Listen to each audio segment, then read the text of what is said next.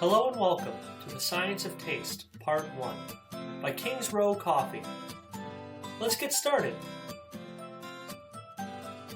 People have been curious about taste for thousands of years, and it's only with a better understanding of taste that we can make things tastier.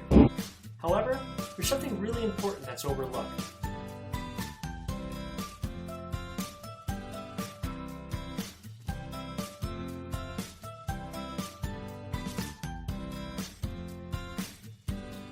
So true or false, taste is static, meaning we can always determine the true flavors of a substance.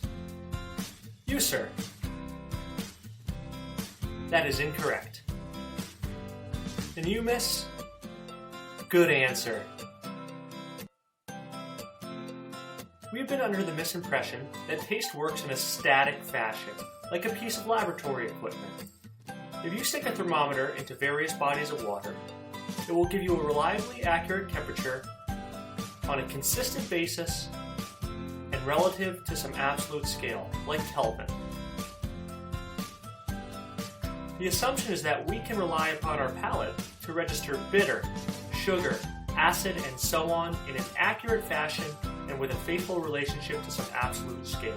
That is, in fact, the opposite of the truth. The truth is, our palate measures all taste relative to what immediately preceded it. Take something sour, for example. Our tongue and all of the mucous membranes in our mouth cannot tell us if a substance has a pH of 2.2 or 7.1. All it can really tell us is that something is more sour or less sour than what we just tasted prior. So let's do an experiment. Pour yourself a glass of water and swish it all around your mouth. Now bite into a lemon wedge, swishing the juices around as well, covering every surface possible. Now taste the water again. What do you notice? The water tastes sweet, as if you've added a tablespoon of sugar. But the water hasn't changed at all, just your palate's reference point.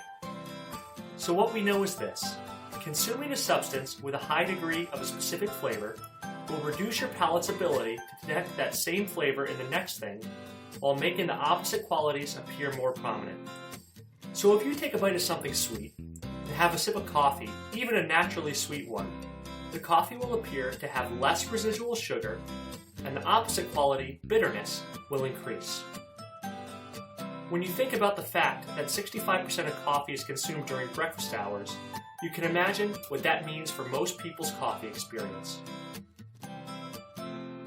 The consideration of how taste works and what that means for your coffee is sadly absent in the coffee world, except that is at King's Row Coffee.